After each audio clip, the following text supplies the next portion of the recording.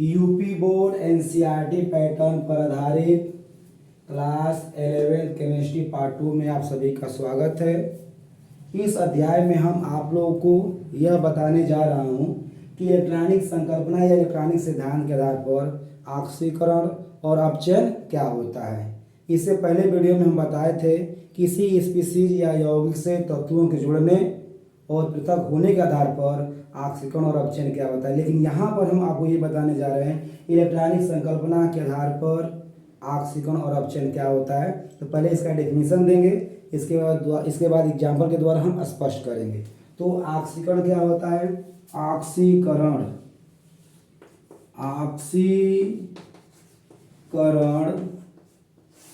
Oxidation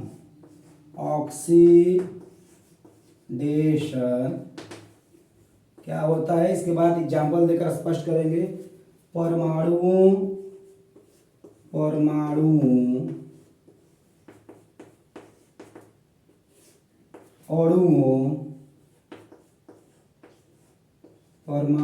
अणुओं या आयनों द्वारा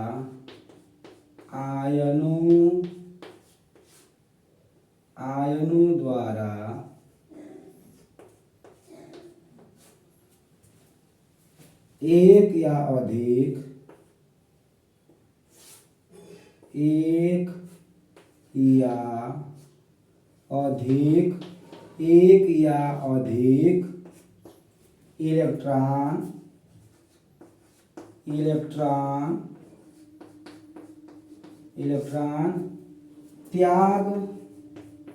इलेक्ट्रॉन त्याग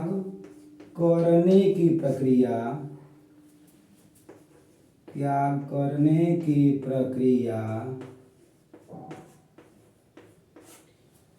अब ऑक्सीकरण कहलाता है। ऑक्सीकरण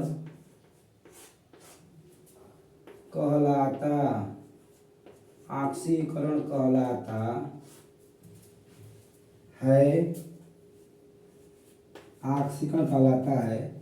इस प्रक्रिया में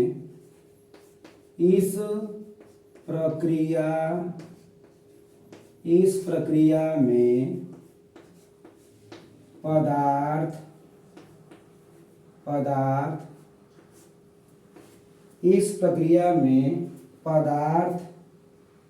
में उपस्थित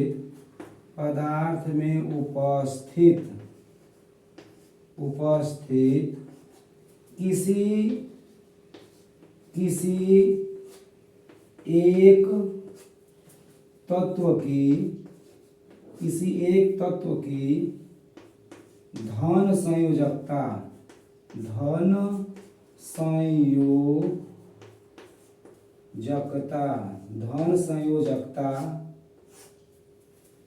में वृद्धि होती है।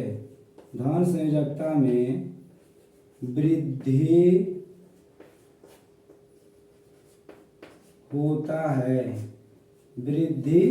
होता है। तो यहाँ पर हम डिफिनेशन लेकर आए हैं अभी कि परमाणुओं अणुओं या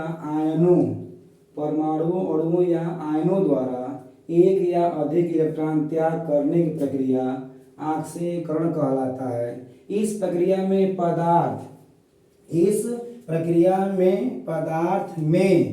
उपस्थित किसी एक तत्व की धन संयोजकता में क्या होती है? वृद्धि होती है। अब इसे हम उदाहरण के द्वारा स्पष्ट करेंगे। उदाहरण नंबर फर्स्ट, यहाँ पर हम लोग ले रहे हैं आयरन Fe2+, एक ही इलेक्ट्रॉन निकालेगा। ये स्पीसीज पदार्थ जो है एक इलेक्ट्रॉन का परित्याग करेगा, तो यह फेरस के रूप में है, और एक इलेक्ट्रॉन का परित्याग करने के बाद यह किस रूप में आ जाएगा? फेरिक के रूप में आ जाएगा। किस रूप में आ जाएगा? फेरिक के रूप में आ जाएगा। ये पहला एग्जाम्पल रहा। यहाँ पर हम लोग देख रहे हैं इसका जो धन संयोजकता है 2 है, यहाँ पर बढ़ के कितना हो गया? 3। एग्जाम्पल नंबर 2 हम ले रहे हैं। एग्जाम्पल नंबर 2 यहाँ पर ले रहे हैं हम लोग Sn2+, इसे हम बोलते हैं स्टेनस। यह 2 इलेक्ट्रॉन निकालेगा तो हो जाएगा स्टेनिक के रूप में। यहाँ पर क्या हो जाएगा? ये स्टेनिस के रूप में हो जाएगा। स्टैनिक, ये Sn के पावर हो जाएगा 4 प्लस स्टैनिक, ये 2 इलेक्ट्रॉन निकाला। तो यहाँ पर देख रहे हैं कि Sn का संयोजकता जो है 2 प्लस है, यहाँ पर बढ़कर कितना हो गया 4 प्लस हो गया, 2 यूनिट और बढ़ गया। एग्जाम्पल नंबर 3 में हम लोग लेंगे 2H2O, यहाँ पर जल का अणु है तो यह टूटेगा 4H plus O2 plus 4 electron.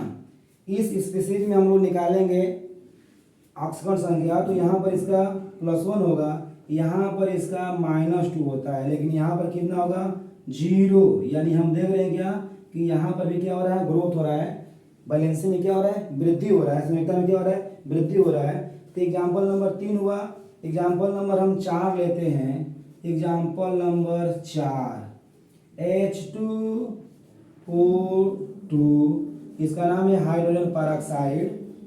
यह टूटेगा किसमें, यह जो है ऑक्सीकृत होगा 2H plus 2H2 plus O2 plus 2 electron. तो यहाँ पर हम देख रहे हैं कि H2O2 जो है हाइड्रोजन परऑक्साइड है, यहाँ पर जो है आपका O जो है -1 के रूप में रहता है। किस रूप में रहता है, -1 के रूप में होता है। और यहाँ पर किस रूप में है, 0 के रूप में हो गया। 0 के रूप मतलब यहाँ पर -1 से 0 क्या हो रहा है, ग्रोथ हो रहा है। तो हम बताए थे पहले परिभाषा है, किसी एक तत्व की धन संयोजकता में क्या होना चाहिए, वृद्धि होना चाहिए। तो ये परिभाषा रहा है। एग्जाम्पल और एक आदमी एग्जाम्पल से स्पष्ट करेंगे इसको। एग्जाम्पल नंबर नेक्स्ट में लेकर आ रहे हैं। Example number next,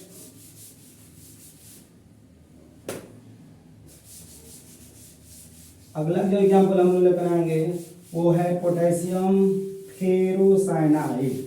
potassium ferrocyanide जो है,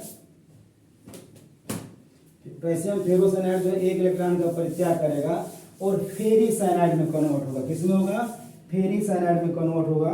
तो एग्जाम्पल नंबर जो हम नेक्स्ट लेकर आ रहे हैं, एग्जाम्पल नंबर वो है 5 है। इसमें जो है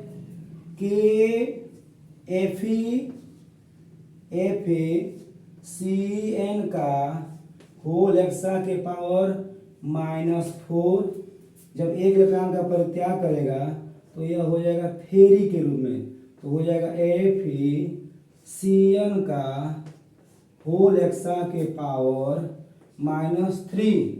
यहाँ पर हम देख रहे हैं कि इस बहुपरमाणु आयन, इसका नाम है फेरोसाइनाइड आयन में 4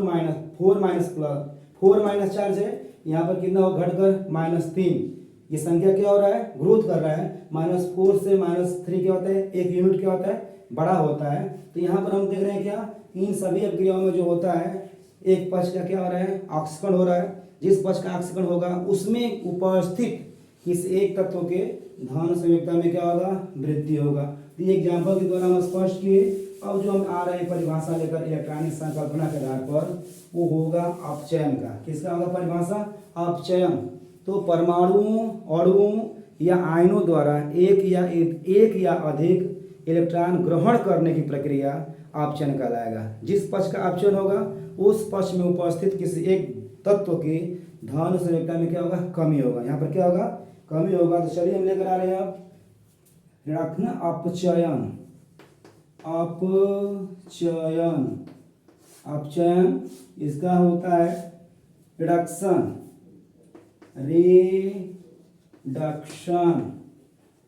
रिडक्शन में हम लोग परिभाषा भी देंगे कि परमाणु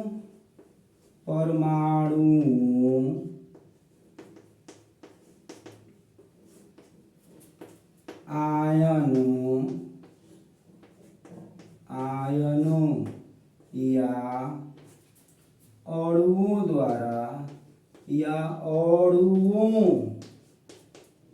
द्वारा एक या अधिक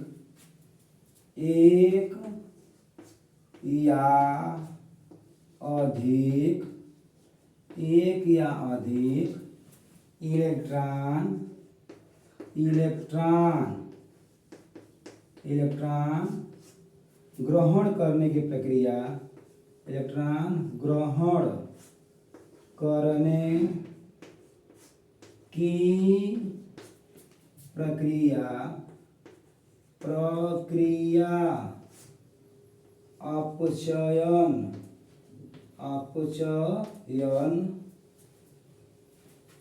कहलाता है। अपचयन कहलाता है। इस परमाणु आयनों या अणुओं द्वारा एक या अधिक इलेक्ट्रॉन ग्रहण करने की प्रक्रिया अपचयन कहलाता है। इस प्रक्रिया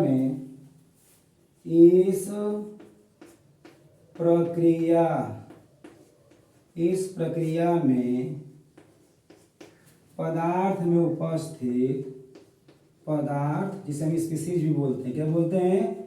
स्पीसीज भी बार बार हम बोल रहे हैं। तो इस प्रक्रिया में पदार्थ में उपस्थित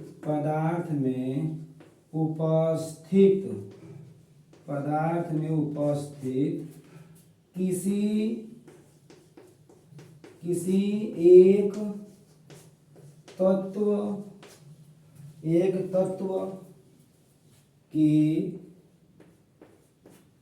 धन संयोजकता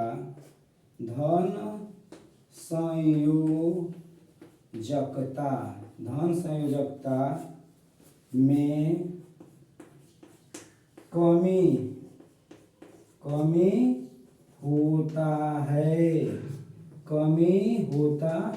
यहाँ पर जो है यह घटना जो है ऑक्सीकरण के बिल्कुल विपरीत होगा।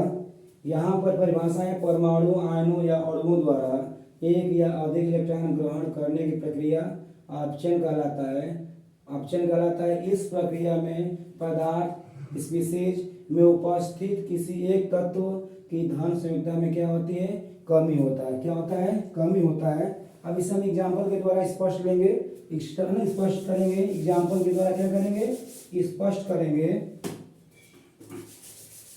एग्जाम्पल नंबर फर्स्ट में हम लोग देखेंगे कि यहाँ पर जो तत्व अपचयित हो रहा है, क्या हो रहा है? अपचयित हो रहा है। वह एक इलेक्ट्रॉन ग्रहण करेगा या अधिक इलेक्ट्रॉन ग्रहण करेगा और अपचयित होगा। तो एग्जाम्पल के द्वारा हम इसको स्पष्ट करने जा रहे हैं। एग्जाम्पल नंबर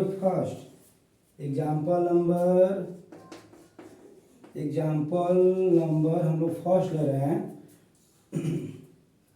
यहाँ पर Fe जो है 3+ के रूप में एक इलेक्ट्रॉन ये ग्रहण करेगा, तो ये क्या हो जाएगा? Fe के पावर 2+। इस एग्जाम्पल में हम देख रहे हैं कि आयरन जो है फेरिक के फॉर्म में इलेक्ट्रॉन ग्रहण करेगा तो फेरस के फॉर्म में चला जाएगा, यानी यहाँ पर इसका जो वैलेंसी है +3 है, यहाँ पर घट के कितना हो गया? 2+ हो गया। एग्जाम्पल नंबर 2 में हम लोग लेते हैं। यहाँ पर जो है Zn जो है 2+ के रूप में है और ये 2 इलेक्ट्रॉन ग्रहण करेगा, तो ये क्या हो जाएगा? Zn के रूप में उदासीन हो जाएगा। यहाँ पर इसका अक्षर संख्या कितना है? यानी बैलेंसी कितना है? अक्षर संख्या बैलेंसी जो है यहाँ पर +2 है, यहाँ पर कितना हो गया? 0 हो गया। तो हम देख रहे हैं क्या यहाँ पर संयोजकता क्या हो रहा है? डिक्रीज कर रहा है, घट रहा है। एग्जाम्पल नंबर 3 में हम लोग ले रहे हैं मैग्नेट आयन MnO4 पे -चार्ज, ये मैग्नेट आयन है और यह जो है अम्लीय माध्यम में 8H+ माध्यम में 8 इलेक्ट्रॉन क्या करेगा? ये 5 इलेक्ट्रॉन जो है ये ग्रहण करेगा, तो यह Mn की पावर 2+ +4H2O। यहाँ पर हम लोग देख रहे हैं अगर ऑक्सीजन संख्या निकालेंगे तो यहाँ पर Mn में कितना आएगा? +7 आएगा और यहाँ पर कितना है? +2 है, यानी ये 5 इलेक्ट्रॉन ग्रहण कर लिया तो ये घटकर संख्या कितना आ गया? 2+ आ गया। तो स्पष्ट हो रहा है कि इस स्पीसीज में Mn जो है +7 के रूप में है और यहाँ पर +2 के रूप में हो रहा है, तो ये संख्या क्या हो रहा है? घट रहा है, डिक्रीज कर रहा है। इसलिए क्या हो रहा है? यहाँ पर अपचयन की घटना घट रही है। कौन सी घटना घट रही है? अपचयन की। एग्जाम्पल नंबर हम लोग लेंगे अब 4। एग्जाम्पल नंबर 4 में हम लोग डाइक्रोमेट आयन लेंगे। क्या हम लोग? Cr2 O7 के पावर -2, इसे हम बोलते हैं डाइक्रोमेट आयन बोलते हैं। और यह जो है अम्लीय माध्यम में 4H प्लस 6 इलेक्ट्रॉन ग्रहण करेगा, तो यह कन्वर्ट होगा किसमें 2Cr के पावर 3 प्लस 7H2O। इस एग्जाम्पल में हम लोग निकालेंगे अक्सर संख्या, तो यहाँ पर कितना आएगा इसका +6 आएगा। कितना आएगा +6, और यहाँ पर कितना हो रहा है +3 आ रहा है, यानी यहाँ पर इस स्पीसीज का जो है क्रोमियम में क्रोमियम 3 प्लस में क्या हो रहा है अपचयन हो रहा है। ये एग्जाम्पल थोड़ा स्पष्ट हो रहा है। एग्जाम्पल नंबर एक और ले रहे हैं हम लोग, जैसे है हमारा एग्जाम्पल नंबर 5। एग्जाम्पल नंबर 5 में हम लोग लेंगे कि यहाँ पर Cl2 का अणु है, अब यह 2 इलेक्ट्रॉन ग्रहण करेगा, तो यह कन्वर्ट हो जाएगा 2Cl-। तो यहाँ पर देख रहे हैं क्लोरीन जो है 0 आक्सीकरण अवस्था दर्शाया गया, और यहाँ पर क्या हुआ -1 हो गया। ये कल जो भी एग्जाम्पल हम बताएं आप लोग का आक्सीकरण और अपचयन के आधार पर, इन सब में स्पष्ट हो रहा है आपसे कि आक्सीकरण और अपचयन इलेक्ट्रॉनिक संकल्पना के आधार पर क्या होता है। और सबसे इम्पोर्टेंट बात तो ये है कि हम अगले वीडियो में लेकर आएंगे कि आक्सीकरण संख्या क्या होता है, कैसे निकालने के लिए रूल क्या होते हैं, फॉलो करेंगे इसको, ताकि आप लोगों को कोई समीकरण समझने में कोई प्रॉब्लम क्रिएट नहीं होगा। तो धन्यवाद।